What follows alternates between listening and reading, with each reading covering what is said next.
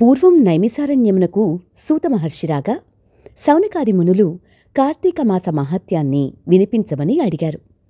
సౌనకాదులారా, వ్యాసమహర్షుల వారు ఈ కార్తీక మహాత్యాన్ని అష్టాదశ పురాణాల్లోని స్కాంద పద్మ పురాణములు రెండింటా కూడా వక్కాణించారు. శ్రీ వశిష్ఠుల వారిచే జనకునకు స్కాంద పురాణంలోనూ, సత్యభామకు శ్రీకృష్ణ పరమాత్మచే పద్మపురాణంలోనూ ఈ కార్తీక మహాత్యం సవిస్తరంగా చెప్పబడింది. మన అదృష్టం వలన నేటి నుంచే కార్తీక మాసం ప్రారంభం. పూర్వం ఒకసారి సిద్ధాశ్రమంలో జరుగుతున్న యాగానికి అవసరమైన ద్రవ్యార్థమై వశిష్ఠ మహర్షి జనక మహారాజు ఇంటికి వెళ్ళాడు. జనకుడు, హే బ్రహ్మర్షి, మీ యాగానికి ఎంత ద్రవ్యం కావాలన్నా నిరభ్యంతరంగా ఇస్తాను. కాని సర్వమాసముల కంటేనూ కార్తీక మాసం అత్యంత మహిమాన్వితమైందని, శ్రేష్ఠతరమైందని చెబుతూ ఉంటారు, ఎందుకు అని అడుగగా వశిష్ఠుడు, జనక మహారాజా, పూర్వజన్మలలో ఎంతో పుణ్యం చేసుకుంటేనే కాని సత్వశుద్ధి కలగదు. ఆ సత్వశుద్ధి కలిగిన నీ వంటి వారికి మాత్రమే కార్తీక మహాత్యాన్ని వినాలనే కోరిక కలుగుతుంది. విశ్వశ్రేయాన్ని దృష్టిలో ఉంచుకుని చెబుతాను. ఓ విదేహ, కార్తీక మాసంలో సూర్యుడు తులా సంక్రమణంతో ఉండగా సహృదయతతో ఆచరించే స్నాన దాన జప పూజాదులు విశేష ఫలితాలు ఇస్తాయని తెలుసుకో. ఈ కార్తీక వ్రతాన్ని తులా సంక్రమణాదిగా గాని శుద్ధపాడ్యమి నుంచి గాని ప్రారంభించాలి. ముందుగా సర్వపాపహరం పుణ్యం వ్రతం కార్తీక సంభవం నిర్విఘ్నం కురు మే దేవ దామోదర నమోస్తుతే. ఓ దామోదర, నా ఈ వ్రతాన్ని నిర్విఘ్నంగా పూర్తి చేయము అని నమస్కారపూర్వకంగా సంకల్పించుకుని కార్తీక స్నానం ఆచరించాలి. గోపీచందనంతో 12 ఊర్ధ్వ పుండ్రాలను ధరించి సంధ్యావందన గాయత్రీ జపాలను ఆచరించాలి. ఆ తర్వాత ఔపసనం చేసి బ్రహ్మయజ్ఞం ఆచరించి తన తోటలో నుంచి చక్కటి పుష్పాలను తెచ్చి శంఖచక్రధారి అయిన విష్ణువును సాలగ్రామమందు ఉంచి సభక్తిగా షోడశోపచారాలతో పూజించాలి. పిమ్మట కార్తీక పురాణ పఠనాన్ని గాని శ్రవణాన్ని గాని ఆచరించినవాడై స్వగృహానికి చేరి దేవతార్చన వైశ్వదేవాదులను చేసి భోజనమును చేసి ఆచమించి పునఃపురాణ కాలక్షేపాన్ని చెయ్యాలి. సాయంకాలం కాగానే శివాలయంలో కాని విష్ణాలయంలో కాని యథాశక్తి దీపాలను పెట్టి అక్కడి స్వామిని ఆరాధించి భక్ష్యభోజ్యాదులు నివేదించి శుద్ధవాక్కులతో హరిని స్తుతించి నమస్కరించుకోవాలి. వర్ణాశ్రమ లింగ వయోభేదరహితంగా ఈ వ్రతాన్ని ఈ కార్తీక మాసం పొడుగునా చేసినవారు పునరావృత్తిరహితమైన వైకుంఠాన్ని పొందుతున్నారు. ప్రస్తుత పూర్వజన్మార్జితాలైన పాపాలన్నీ కూడా కార్తీక వ్రతం వలన హరించుకుపోతాయి. ఇతరులు చేస్తుండగా చూసి అసూయారహితుడై ఆనందించేవానికి ఆ రోజు చేసిన పాపాలన్నీ విష్ణు కృపాగ్నిలో ఆహుతి అయిపోతాయి. ఈ నెలలో శివప్రీతిగా సోమవార వ్రతము ఆచరించేవాడు తప్పనిసరిగా కైలాసాన్ని చేరుకుంటాడు. కార్తీక మాసంలో వచ్చే ఏ సోమవారం నాడైనా సరే స్నాన జపాదులను ఆచరించినవాడు 1000 అశ్వమేధాల ఫలాన్ని పొందుతాడు. ఈ సోమవార వ్రతవిధి 6 రకాలుగా ఉంది. 1 ఉపవాసము, 2 ఏకభక్తము, 3 నక్తము, 4 అయాచితము, 5 స్నానము, 6 తిలదానము.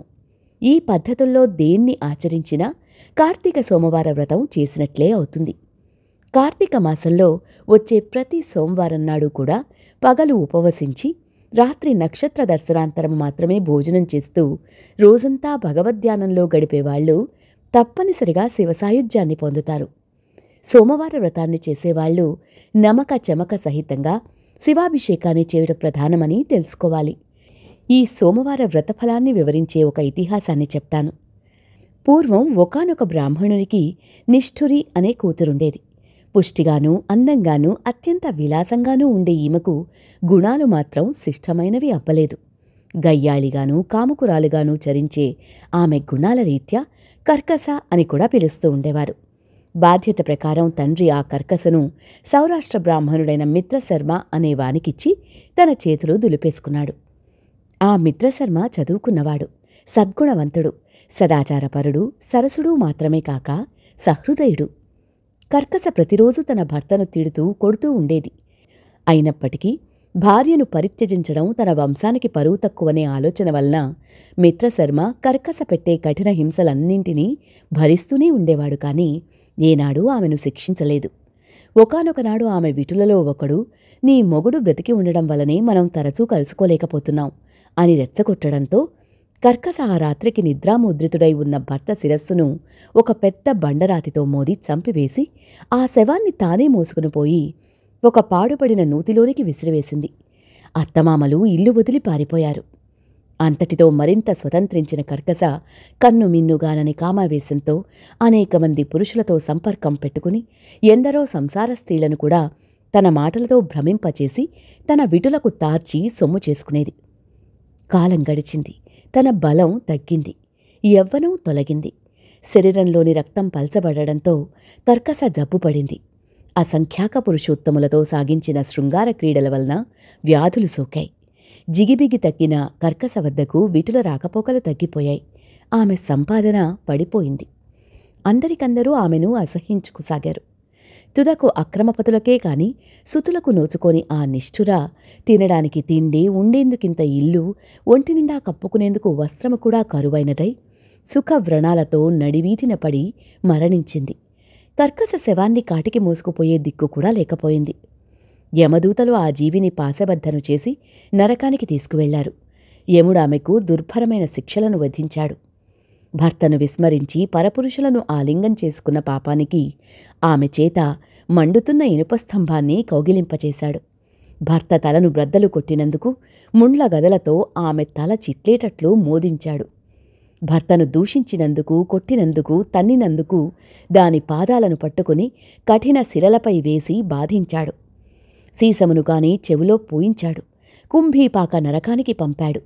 ఆమె పాపాలకుగాను ఆమె ముందరి 10 తరాలవారు, తదుపరి 10 తరాలవారు ఆమెతో కలిసి మొత్తం 21 తరాల వాళ్లు కుంభీపాకంలో కుమిలిపోసాగారు.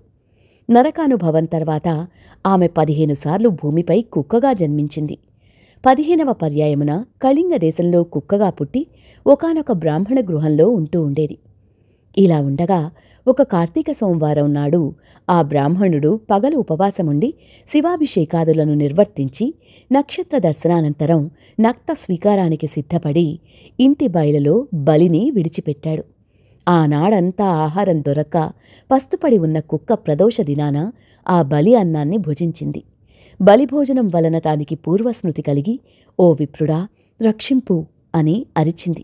దాని అరుపులు విని వచ్చిన విప్రుడు కుక్క మాట్లాడ్డాన్ని గమనించి విస్తుపోతూనే, ఏం తప్పు చేశావు? నిన్ను నేనెలా రక్షించగలను అని అడిగాడు. అందుకా కుక్క, ఓ బ్రాహ్మణుడా, పూర్వజన్మలో నేనొక విప్రవనితను. కామముతో కండ్లు మూసుకుపోయి జారత్వానికి ఒడిగట్టి భర్తృహత్యకు, వర్ణ సంకరానికి కారుకురాలనైన పతితను. ఆయా పాపాలకు అనుగుణంగా అనేక కాలం నరకంలో చిత్రహింసలనుభవించి ఈ భూమిపై ఇప్పటికి 14 సార్లు కుక్కగా పుట్టాను. ఇది 15వసారి. అటువంటిది ఇప్పుడు నాకు హఠాత్తుగా ఈ పురాజన్మలెందుకు గుర్తుకు వచ్చాయో అర్థం కావడం లేదు. దయచేసి విశదపరచమని కోరింది.